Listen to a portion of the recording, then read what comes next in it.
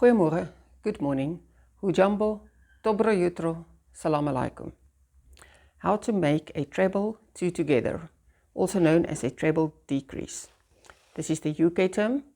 In US it will be called a double crochet two together or a double crochet decrease. In Afrikaans, Hekel twee langbeentjies tesame of a Langbeentjie-vermindering.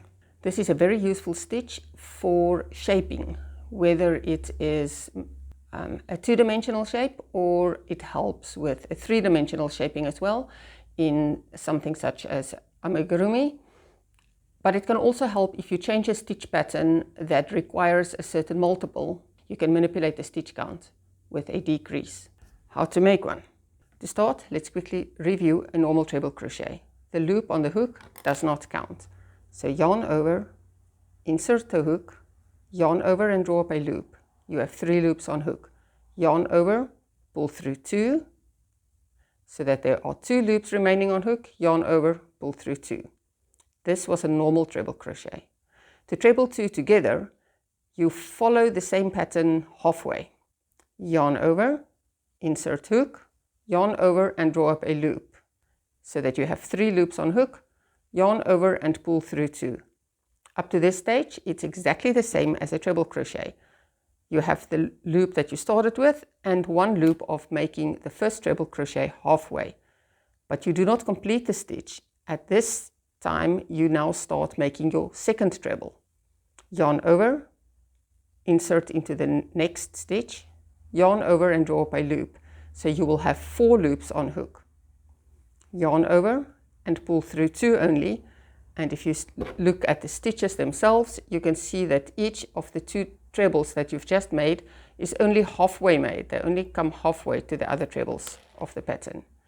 Then yarn over and pull through all 3 loops at the same time, thus completing those 2 trebles simultaneously and into 1 stitch. If you look at the top of the row, there's now only 1 stitch for the 2 of them. If you do this on a flat shape, it will bend it slightly upwards, as in with a zigzag pattern, or if you do this in a 3-dimensional shape, it will curl inwards. Let's do that again. Yarn over, insert the hook, yarn over, draw up a loop. So far exactly the same as with a treble. Yarn over, pull through 2. Stop the stitch there and start with the next one. Yarn over, insert hook, yarn over and draw up a loop, so that you have 4 loops on hook. Yarn over, pull through 2. You have 2 half-made treble crochets. Yarn over and pull through both to complete 1 single stitch out of the 2 trebles. One last time. Yarn over, insert, draw up a loop, make the stitch halfway, make the second stitch halfway as well, and then complete both together. In the same manner as trebling 2 together, you could also have a treble 3 together in your stitch pattern. That would be the same procedure except for 3 trebles. We start with a loop on the hook that doesn't count, yarn over, make the first treble halfway until you have 2 loops on hook.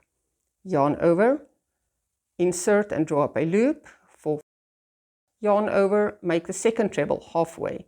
So you now have 3 loops on hook. Then again, for treble 3 together, yarn over, insert and draw up a loop so that you will have 5 loops on hook. Yarn over and make your third treble halfway as well.